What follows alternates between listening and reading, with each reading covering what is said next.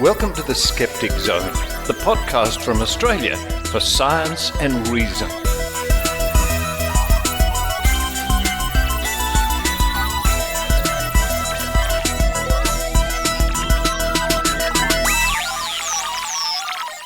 Yes, it's the Skeptic Zone podcast, episode number 819 for the 16th of June, 2024. Richard Saunders coming to you this week from the temporary Skeptic Zone studios here in Berkeley, California. Coming up on this week's show, a topic we rarely cover on the Skeptic Zone. UFOs. All right, we cover this topic a lot, but what we're going to do is take a look at some reports in the press lately about UFOs. One very insightful and critical from our colleagues at The Skeptic, the online magazine from the UK. And this article is called UFOs, the Unidentified Flying Circus Comes to Town. Yes, more UFOs at the top of the show. Following that, guest reporter Rob Palmer continues his series of interviews from the inaugural Triangle SkeptiCamp that took place in North Carolina. And this is a very interesting series of interviews, especially if you're considering doing a Skepticamp yourself. Today, Rob talks to some of the organisers, Faith and Ramiro Rodriguez, as well as Melanie Trecek-King, no stranger to the show, from Thinking is Power. Then we have the Book of Tim. And this week, Tim Mendham asks, are skeptics happy? Well, I hope so. That's in the Book of Tim. Then to round off the show, part one of a three-part series on the New Age. The New Age, and this dates from 1988, which means the New Age is pretty old hat by now. What were people in 1988 thinking about the New Age? Now, on last week's show, I mentioned, in conversation with Eugenie Scott, the skeptical musician George Shrub. He's the first one who came to mind when we were talking about music and skepticism. Well, that was a bit of a cheat because I already knew I wanted to mention George Shrub in the context of promoting Skeptical. Of course, there are many other wonderful skeptical musicians. In Australia, actually, we have the superb Nathan Eggins, Conspiracy of One, and in Melbourne, Nath Lee. So I hope they don't feel slighted, but I was trying to promote the Skeptical event, which happens to have George Shrub. Well, that's enough from me at the moment. It's time for me to open up the studio door, go around the corner, then down the stairs. That's something new. And venture out into the wilds of Berkeley. Who knows, I might be able to find a peanut butter bagel. While I do that, I hope you enjoy the Skeptic Zone.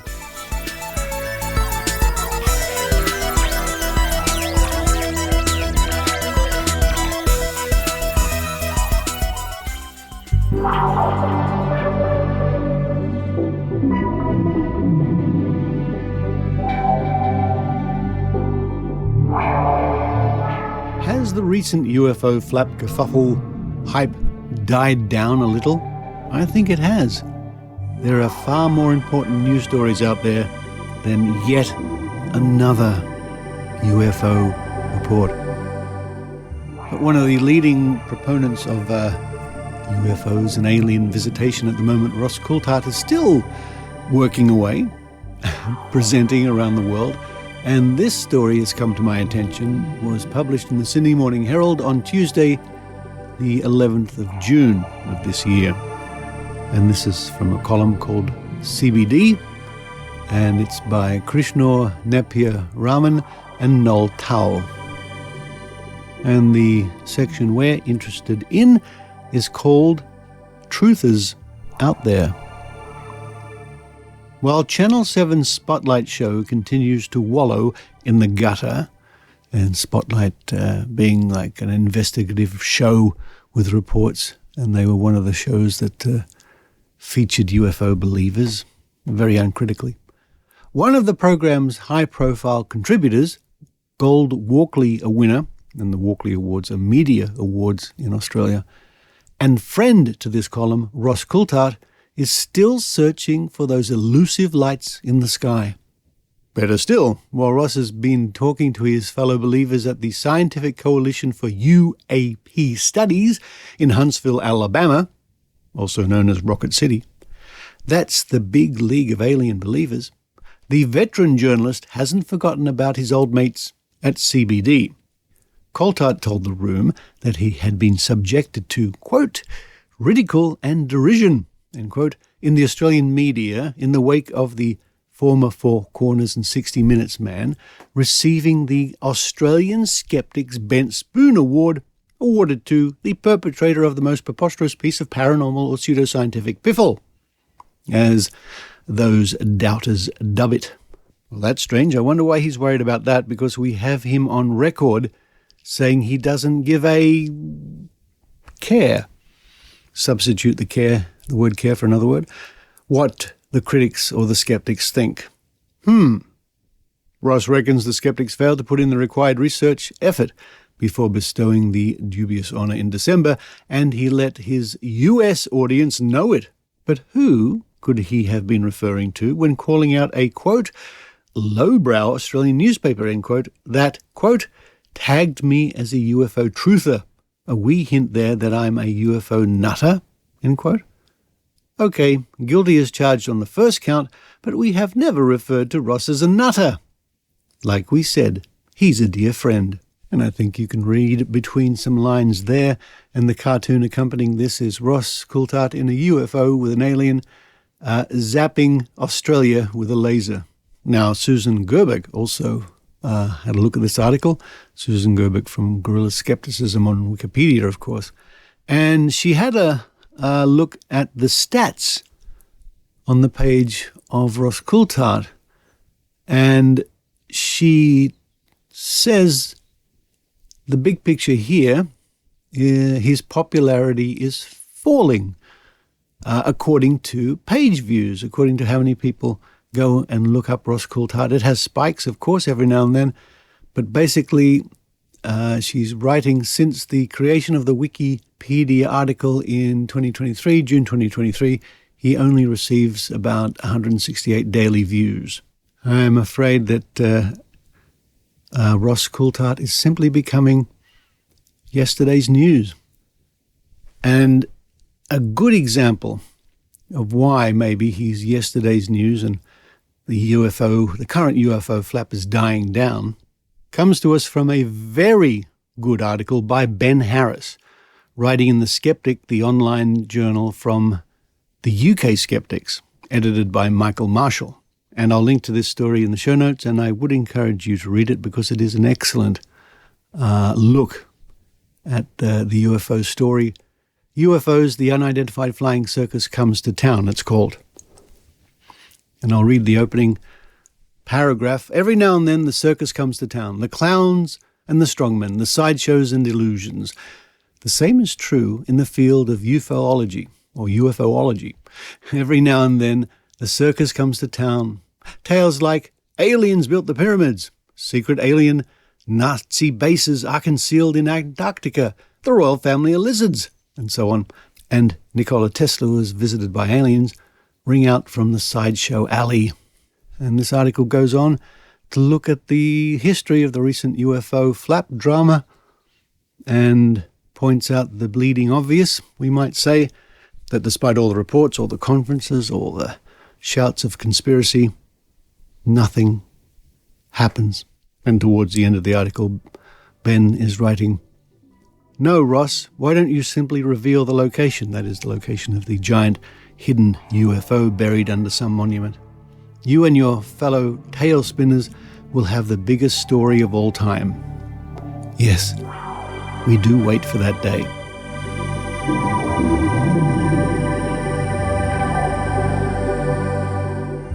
Well, there you go. The scientific community, the skeptical community, will keep watching the skies, but our feet are firmly planted on the ground. Maybe the UFOs will come tomorrow, maybe they'll come next year, or maybe they will never come at all.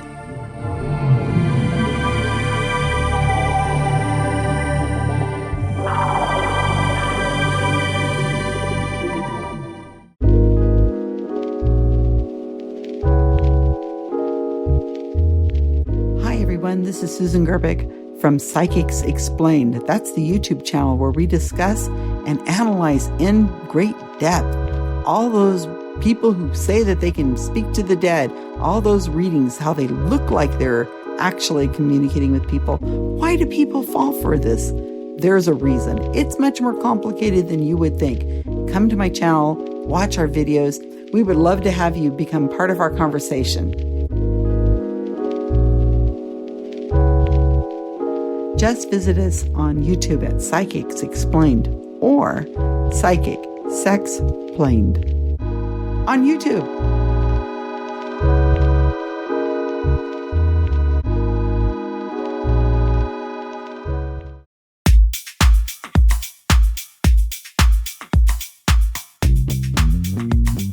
Hello all, this is Rob Palmer. I write for Skeptical Inquirer as the well-known skeptic. This week on the Skeptic Zone is part 3 of a series of interviews with people who attended the inaugural Skepticamp in Raleigh, run by the Triangle Skeptics of North Carolina. This event was held on May 25th, which happened to be Towel Day. This time I talked to Faith and Ramiro Rodriguez, who were on the team that organized and ran the Skepticamp, as well as Melanie Trecek-King, who gave a talk. I am still in North Carolina. We just had a great excursion to a supposedly haunted house with Kenny Biddle on the last day we'll be here doing activities for the Triangle Skeptics after their first ever Skepticamp.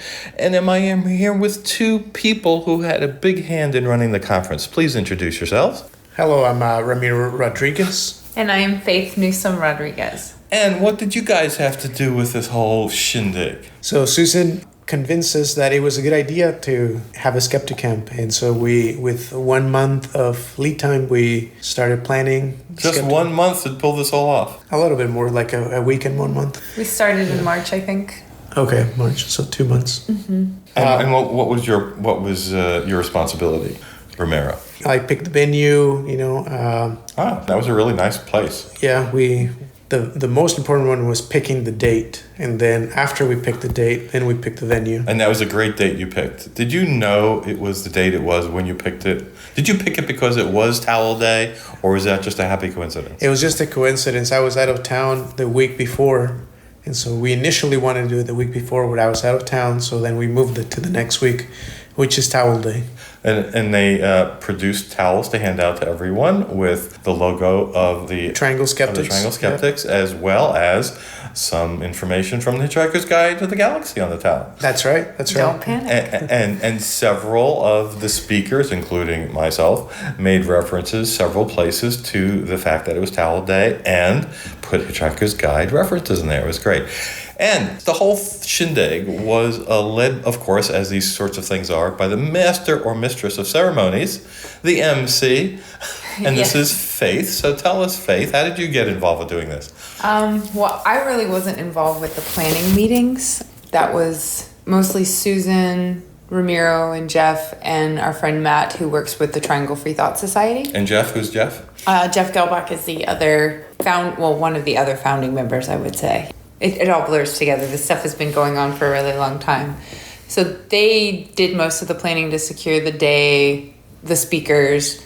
I actually was the one that secured the venue and did all the booking for that. Oh, yeah, we have 2 stories. I felt compelled to kind of assist with pulling my weight a little bit more, and I offered to be the master of ceremonies. Did you feel like that was like big shoes to fill because you're used to seeing the masters of ceremony at SciCon, George Yes. Rabb and Leanne Lauren? Yes, I'm no George Rabb, but it went really well. It went really well. It took a little while to get comfortable into the role, and I've read Hitchhikers and love those books. So what was your favorite talk that you saw?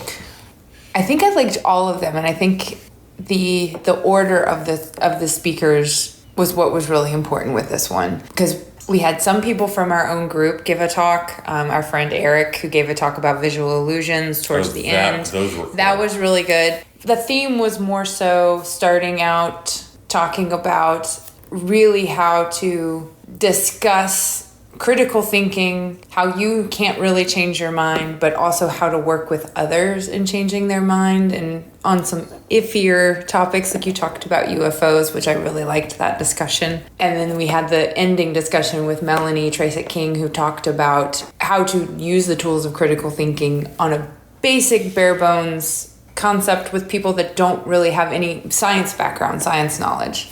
So I thought everything just went really well together. I thought it was a great mix of talks. And Ramiro, what was your standout thing that happened? Well, I would say that my favorite talk was the one on aliens by Rob Palmer. All right, here's the $10 for saying that. Yeah, no, I was really impressed by all the speakers. I had somebody afterwards come and tell me that this was one of their favorite Skepticamps, and a big reason for that was the speakers. Coleman's talk I was blown away. It was just incredible. I think everybody was by that one. Yeah, I highly recommend people subscribe to Coleman's YouTube channel. All right, thank you both for your time, and I hope we can do this some other time again. Yes. Thank you very much. Thank you for talking with us.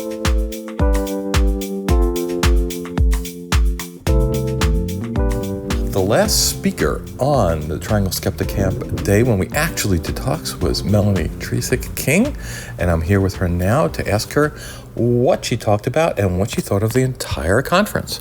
Yeah, I spoke about why facts don't change our minds and about how to think better and then have better conversations with others. This was my first Skepticamp, and I had so much fun. I mean, skeptics in general, the community is amazing and wonderful. And there was such a great crowd and wonderful speakers. And yeah, it was a wonderful day of learning. And so what was different than what you expected? Yeah, I don't even know if I knew what to expect. It was just... So you've been traveling all over. I see you popping up all over the world, New Zealand. And so but no Skepticamps. No Skepticamp. Actually, I went to my first Skeptics in the pub in New Zealand. And so I went to a couple there and then a couple in Australia. And I went to the only Skeptics in the pub event I've been in the States was in St. Louis. And they had, because those vary a lot. Like sometimes it's just people sitting around a table having a drink. Not even with a talk of any sort? No. And I assume that's like just in the evening, so it's very short duration? Yeah, actually one was in the afternoon at a hotel. Actually, we just sat around a table and had a drink. Okay. But in St. Louis, it was at a pub and people ate, drank, and then there was a presentation. Okay, so this was, if people don't know what a Skepticamp is, it's a mini conference, right? Speakers get invited, they get scheduled. It's usually a morning to maybe early evening affair, and it's usually done in one day. Maybe it's always done in one day. I haven't been to other ones either. Oh, really? No, this is my first. And so, of course, the organization that is doing it, since everyone's coming, they try to make more of it than that. And as they did here, what they did is they had an event that was planned for the day after, and we also had sort of a Skeptics in the pub the day before. So it was really kind of a 3-day thing, even though the Skepticamp officially was just on the Saturday.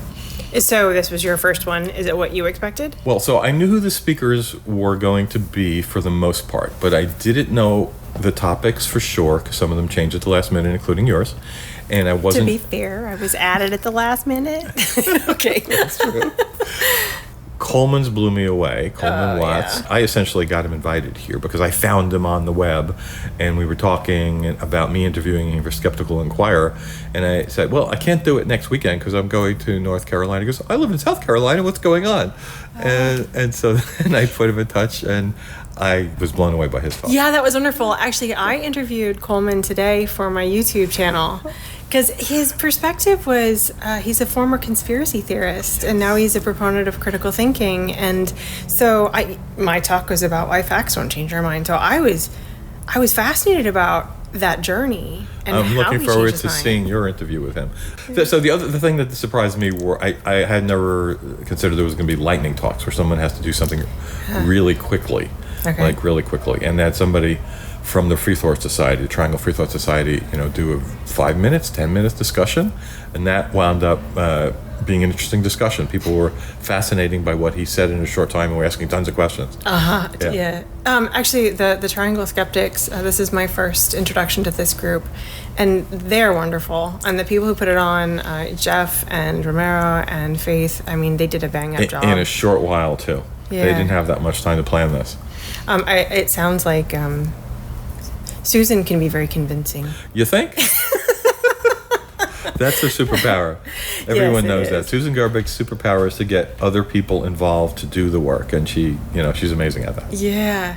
I'm actually really excited because, this is my first one, and I'm going to the Oregon and Washington ones this summer. Very nice. Doing the Skepticamp. I love the idea of trying to get local skeptics more organized and involved with things and feature local speakers and really to try and get more people involved and bring out their individual talents. And that's one of the things this absolutely does. The group hopes that the people who came for the first time here to see these speakers will sort of stay around and be a member of this club for other activities, and they'll grow the club. So Yes. that's great. Yeah. All right. Well, thanks for talking with me, and I'm hoping to see you again soon. Well, I know I will see you at SciCon for Yes. sure. See you at SciCon. Yes. All right. Thank you very Bye-bye. much.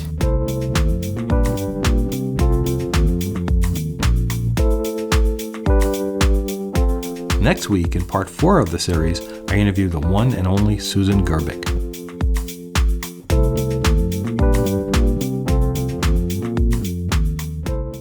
This is James Randi, and you're listening to The Skeptic Zone.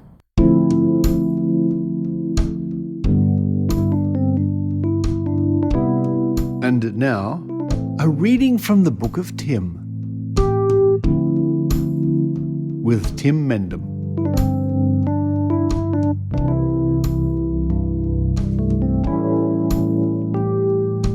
Hi, my name is Tim Mendham. I'm the editor of the Australian Skeptics journal, The Skeptic, and executive officer for Australian Skeptics Inc.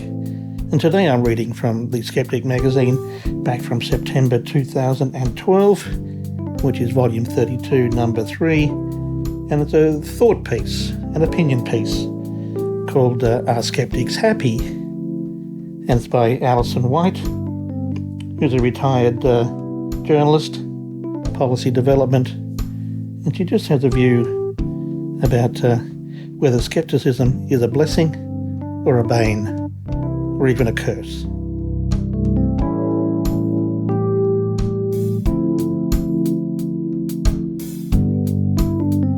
And she says, you think that you're a skeptic, and I think that I'm a skeptic, but just what are we?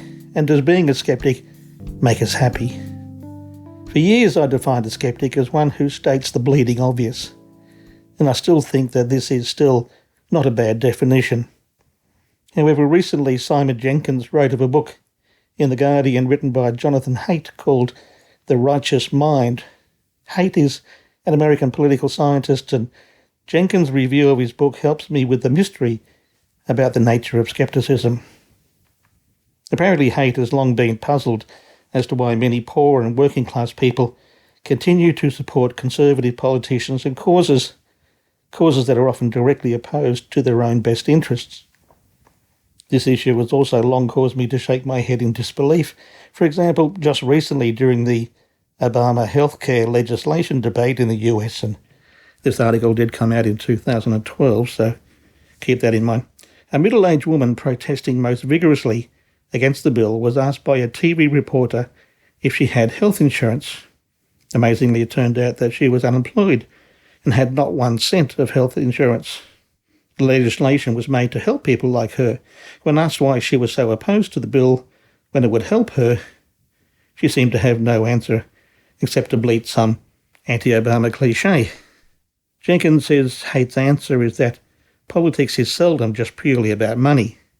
It appears that conservatives are, quote, more in touch with the emotional nerve of a nation, close quote, and they score with people on such issues as loyalty to the nation or group and a desire for security and authority.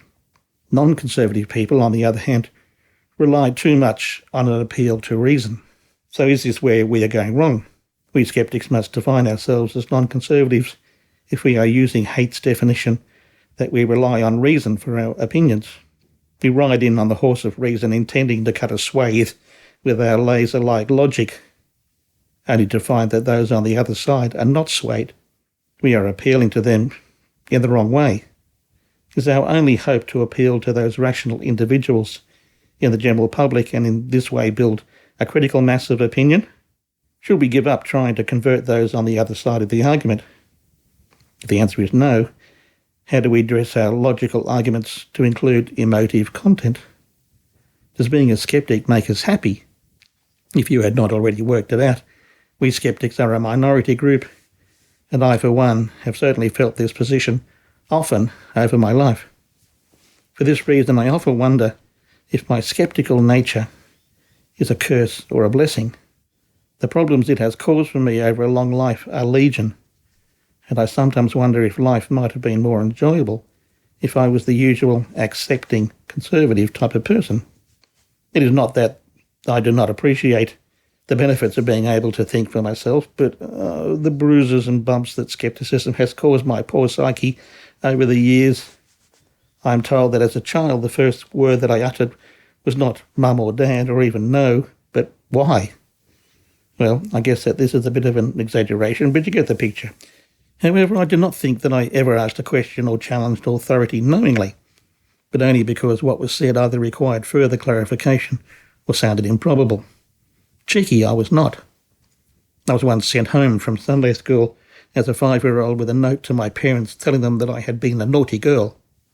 My crime, in response to a lesson about the wonders of God creating the world and all its creatures, and in 7 days no less, I had asked innocently, "Then who made God?" A reasonable question, I think. However, I guess there is nothing like a question, especially from a 5-year-old, to which you do not have an answer to make people feel threatened. For many years I thought that Anzac Day, which is a Memorial Day, is celebrated in Australia and New Zealand to remember the fallen, if you like, in war, similar to Memorial Day in the US, Remembrance Day, which is celebrated in many places. Anyway, that Anzac Day was a celebration of a victory, not a defeat. Not that this had ever actually been said by adults complicit in perpetuating the Gallipoli story. Gallipoli was a battle in the First World War, which is the date that we celebrate Anzac Day, and it was actually a major defeat for the Australian, New Zealand and some British forces. Anyway, back to my rational primary school mind, why would we all be out in the hot sun singing hymns if it were not to celebrate a victory? When I actually voiced my misconception, the wrath of outraged adults came tumbling down upon me, and I had no idea what the anger was all about. I could never understand rules either, as so many of them seemed pointless. I had no problems with rules where they seemed to be a reason for them, but where they were steeped in some outdated tradition or made no sense, I generally asked, you guessed it, why? Again, my questioning of rules usually caused wrath from those questioned. Why? I could not understand. The damage all this did to my self-esteem has been significant.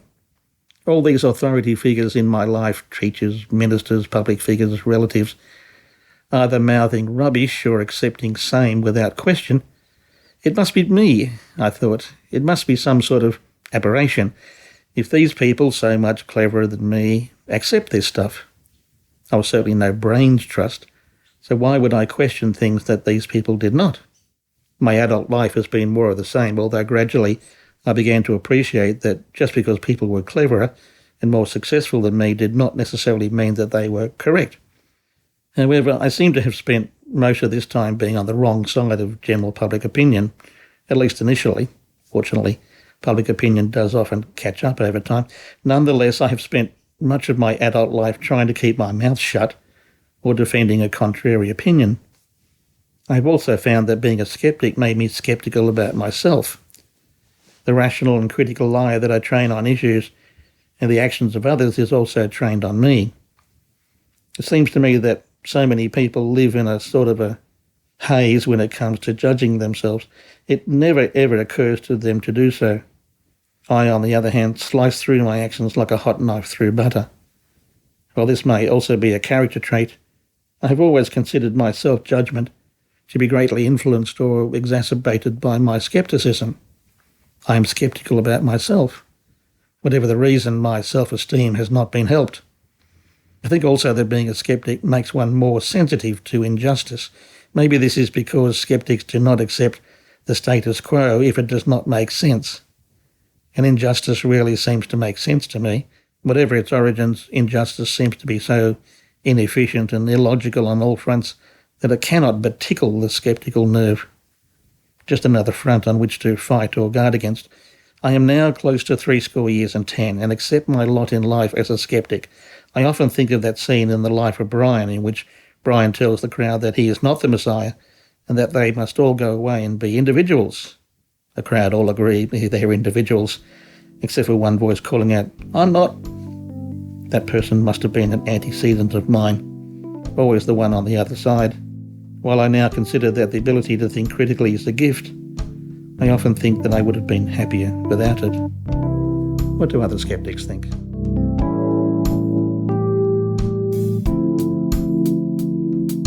And that's an article called Are Skeptics Happy from September 2012, which is volume 32, number 3 of the Skeptic magazine. And you can download that copy of the magazine from our website, skeptics.com.au/go to the magazines tag. And most of our other issues of the magazine are also available for free. In fact, that's about 43 years worth of the magazine. And you can download and spend your time over the next months reading the Skeptic magazine. We keep the 4 most recent issues for subscribers, and we think that's fair enough. We hope you enjoy the magazine. We hope you enjoy this article, and we'll be back.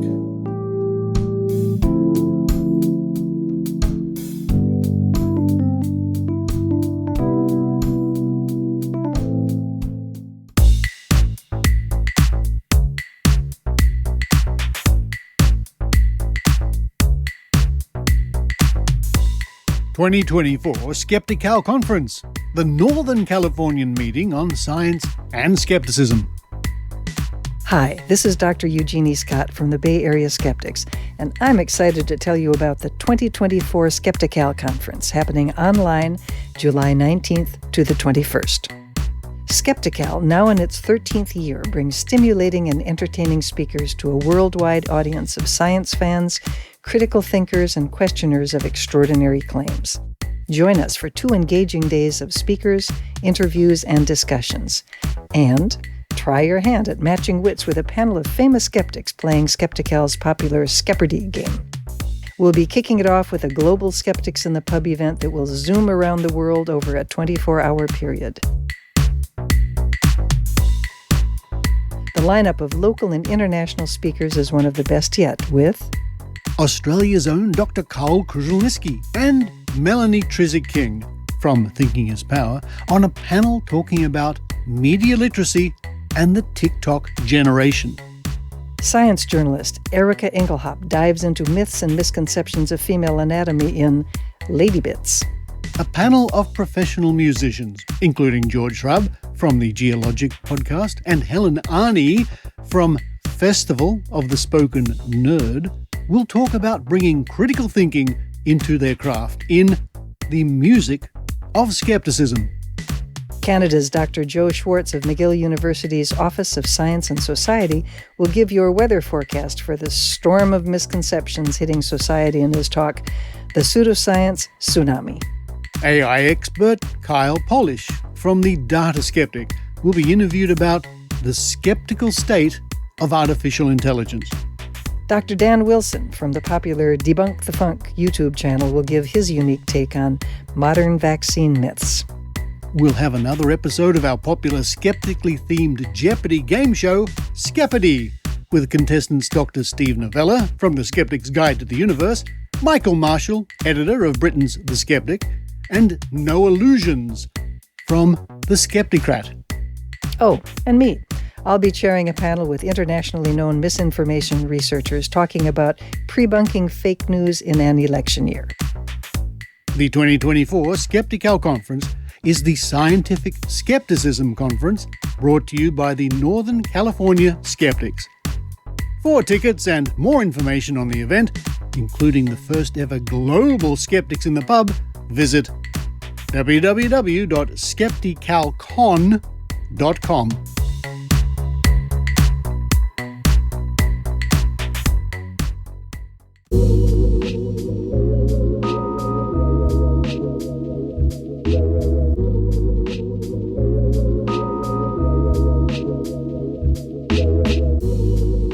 It's time once again to go into the archives from all around the world, no matter where, Normally at Trove, at trove.nla.gov.au, the online resource for you and me from the Australian Government and the National Library of Australia, where they archive and they keep the digitised references of Australian newspapers and magazines and journals and so on. It's free and it's searchable. It's a wonderful resource and I would recommend you visit. But of course it doesn't stop us going to other locations like the State Library of New South Wales in Sydney, where on microfilm they have decades and decades and decades worth of newspapers, many newspapers, including the Sydney Morning Herald, which we often raid for interesting items. And today is the first of a three-part series, because this article is quite long. It is in the Spectrum section of the Sydney Morning Herald, and it dates from the 14th of May, 1988. So we're going back in the order of 36 years. And it's something to bear in mind when you listen to this. This is what people were thinking 36 years ago. And the title of this piece is The New Ages: Ordinary People, Amazing Beliefs.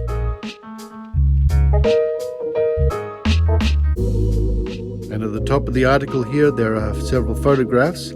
We have a woman standing in front of some paintings that says Interior Designer Anne Gingell, skeptical about aspects of the movement, but, quote, everyone needs to have a spiritual base, end quote. And we have some other photographs here of two gentlemen, and the captions read, Ken Bergen, above left, got a sense of my own courage, and Richard Dunlop, above, channels the spirit from the time of Jesus.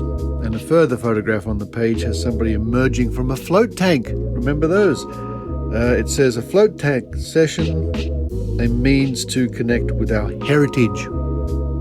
The new age is booming. Australians spend $50 million on it a year, from crystals to float tanks. In Sydney alone, 25,000 people have hugged and cried their way through transformational courses. Philip Clark investigated the movement and found doctors, lawyers, and ordinary people with extraordinary beliefs.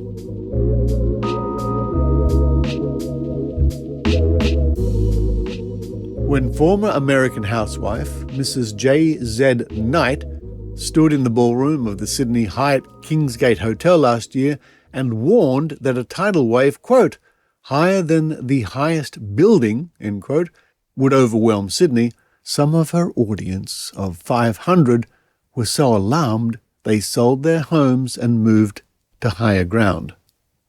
J.Z. Knight, a channel for the spirit of Ramtha, a 35,000-year-old male barbarian warrior from Atlantis, is one of the more controversial manifestations of the rapidly growing so-called New Age movement.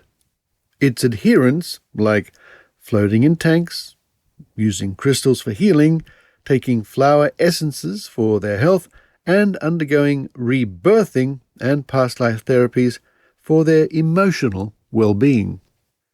But the movement is no longer part of the loony fringe. It is mainstream, and it is big business. An estimated 400,000 Australians spend up to $50 million a year in New Age bookshops, therapies, healings, courses, crystals, and essences. The movement also has a national newspaper. I wonder what that newspaper was. I wonder if they mean there was a magazine called Nova. I used to reference this magazine many, many years ago, which was free. That was scattered alongside New Age shops and health shops and, sadly, pharmacies, which promoted all sorts of New Age nonsense. Nova. I'd long forgotten about that. We read on. 25 tons of crystals, mostly from South America, will be imported this year.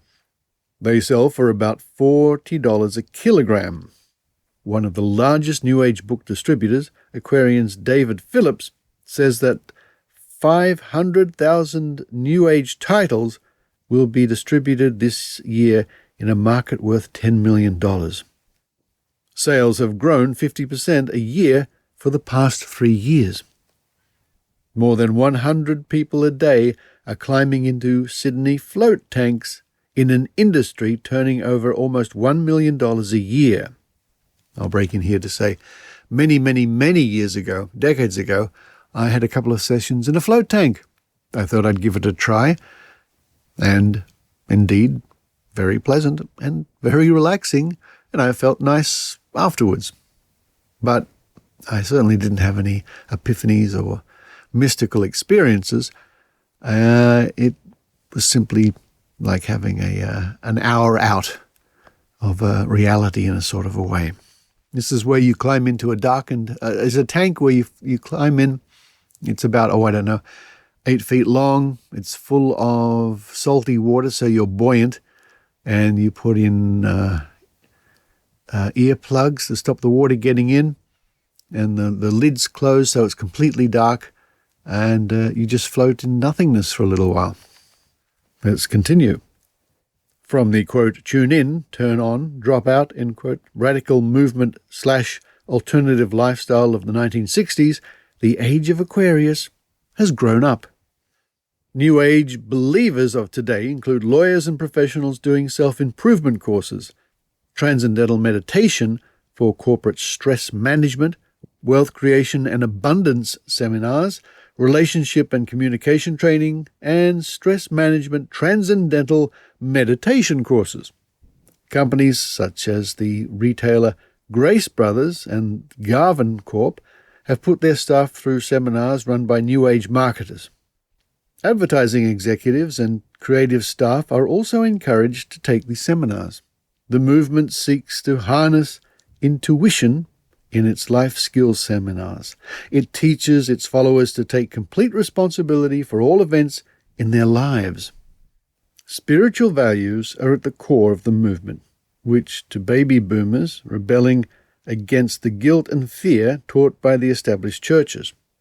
But the New Age has no philosophical conflict with Christianity. Quite the reverse. It simply uses love, not guilt, as a motivational force. But the churches are worried. The moderator of the Uniting Church in New South Wales, Dr. Jeffrey Barnes, just a thought here, my father would have known this fellow, being a Uniting Church minister at the time. Jeffrey Barnes agrees that the movement is symptomatic of a widespread drift from the established churches. Perhaps we need to adjust our program to meet the need for greater personal involvement by people, says Dr. Barnes, who has noticed the loss of numbers for the past 10 years, mainly in the 25 to 35 age group. We've overdone the rational. There are non-rational things and people are trying to tap into them. It, the New Age, is a kind of post-Enlightenment phenomenon. The First and Second World Wars shattered our belief in rationalism, he said. He believes the main danger of the New Age is its emphasis on the individual. But I'm more worried by the new rights than this. Roman Catholic Church spokesman Monsignor Walsh says, when genuine religion declines, false religions tend to step in. Many of them are superstitious areas. They represent a moving away from the traditional churches. He claims the Catholic Church is not worried about the New Age, but says it is worried about a dropping away of faith and the commitment in people's lives. Anglican Archdeacon Philip Oliver says the New Age is the 1960s hippie culture reborn. From a Christian viewpoint, it's a philosophy of relative truth. Everything is right. There is no firm authority, and anyone can just say anything. Such was the alarm among many of Sydney's New Age believers after J.Z. Knight's visit. J.Z. or J.Z. Probably J.Z. is the more preferred pronunciation because that's what she would have said. After J.Z. Knight's visit, that writer Mrs. Betty Irwin published a new interpretation of the prediction in the New Age journal Southern Crossings. Southern Crossings, that was it. And Southern Crossings hasn't been around for many, many decades. I do have one copy in my archives of Southern Crossings. It wasn't a physical wave at all, but a wave of New Age consciousness. We can let it wash through our lives and allow ourselves to be carried forward on the marvellous surge of shining foam, she wrote. New Agers talk of, quote, energy flows, getting in touch with yourself, end quote, and, quote, creating your own reality, end quote. They learn to contact their emotions and confront their fears. Last week on a farm near the Blue Mountains, more than 100 people learned how to walk on a bed of hot coals. And of course, as we have long since known, there's nothing mystical or mysterious about walking on a bed of coals. Anyone can do it. The movement teaches them that God is within them. They can access the spiritual force from within and use it to transcend anxiety, doubt, and fear. They can also use it to make money. Quote, spiritual people are wealthy, religious people are poor, end quote, is one catch cry. One bank's balance, as well as personal growth, is a recurring theme as hundreds of courses, therapies, and products compete for the New Age dollar. Channeling, where mediums claim to transmit the voices and personalities of long-dead spirits, is part of the New Age's therapy. The use of crystals for healing and transmitting messages is another. Dolphins are highly regarded. Encounter groups, EST. I'm not sure what that stands for. Psychoanalysis and group gropes are not. The publication in 1980 of Marilyn Ferguson's The Aquarian Conspiracy gave the movement a form. She argued that the world had entered a new phase of peace and enlightenment, and that people could enhance this by absorbing its energy, learning to vibrate in tune with cosmic energies is a standard belief in the New Age. Sydney-based editor of the National New Age News, John Essam, says, we've reached critical mass. For the past 500 years, evolution has been without our cooperation. We've reached the point where we've begun to cooperate with our evolution. Now, that's a great example of word salad. Self-improvement courses are the engine rooms of the New Age. They are where most people come into contact with the principles, and many are content to remain there. The courses are broadly similar, emphasizing personal awareness, self-knowledge, and the ability to express emotion. One of the leading programs, Insight, has grown 300% on last year. The three major transformational groups in Sydney are the Self-Transformations, run by Walter Bellin Partnership, Insight and the Forum, the new name for the old EST, founded by Werner Erhardt. A director of Insight, Ms. Helen Adams, says the term New Age is a misnomer. The principles are centuries old. There has been a paradigm shift in the way people think. It's affected our whole way of life. This is the age of self-awareness and self-responsibility, says Adams. It is a reaction against the rigid conservatism that used to rule our lives, all the shoulds that our parents put on us. Insight will put 2,000 people through its courses this year. It offers 3 levels, from weekend workshops to 5-day retreats, at prices from $100 to $700.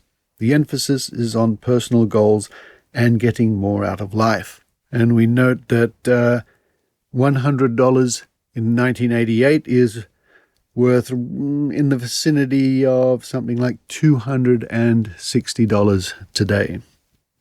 Adams says Insight is not as confrontationalist as Transformations or the Forum, and that many companies are using its services. It pays companies to have more emotionally stable people on the payroll. Insight itself is a company limited by guarantee and is tax exempt on the basis that it's an educational institution. The Walter Bellin Partnership, which turns over at least $3 million a year, also has discovered the lucrative area of company work and has an offshoot corporate breakthrough to operate in the business seminar market. Clients include Grace Brothers, a major department store at the time, Garvin Corp, Kennard's Hire, and Computer Power. One of the hallmarks of the New Age is its comfortable relationship with capitalism. Far from feeling guilty about making money, the New Age almost encourages it. James Cadwell runs a seminar series in Sydney called Money and You, taught by the American-Japanese Robert Kiyosaki. The course has attracted 700 participants in 2 years. Using New Age notions of tapping hidden creativity and increasing personal initiative, courses promise to tell you, quote, how not to become shark bait, how to become wealthy, how to remove fear and panic around money, end quote, and, quote, clearing subconscious blocks to wealth and success, end quote, for only $595. Another course, called Joy of Selling, tells you how to, quote, get the order without closing, end quote, and, quote, overcome the fear of rejection, end quote. Cadwell says, quote, the premise is that wealth is a plan. The course is based on Buckminster Fuller's idea of doing more with less. Money and You might seem a little far from the idea of spiritual harmony, but for New Agers, the ring of the cash register is no more discordant than the tinkle of New Age music. Guilt has no place in the New Age.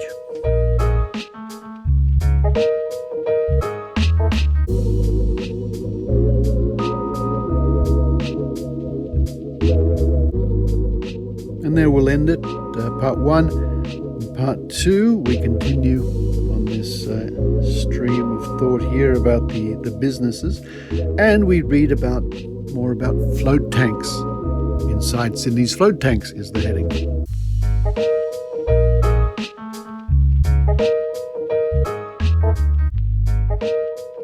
The New Age, 36 years ago.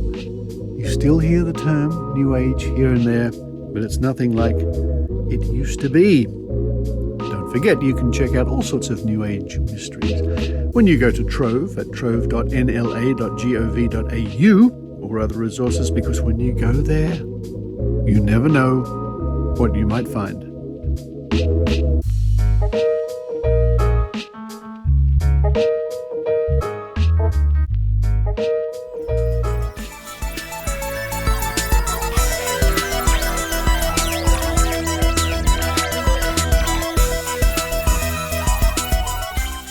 Thank you for listening to the Skeptic Zone podcast, and thank you to all those wonderful people who contribute each week or month with weekly or monthly micropayments via Patreon or PayPal.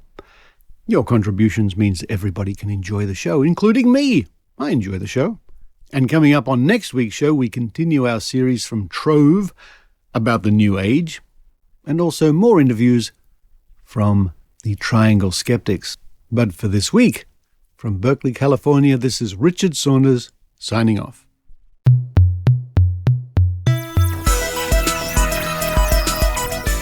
You've been listening to the Skeptic Zone podcast. Please visit our website at www.skepticzone.tv for episodes and show notes with links going back to 2008.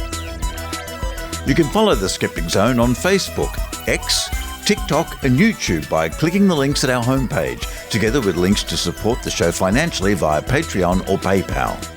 The Skeptic Zone is an independent production.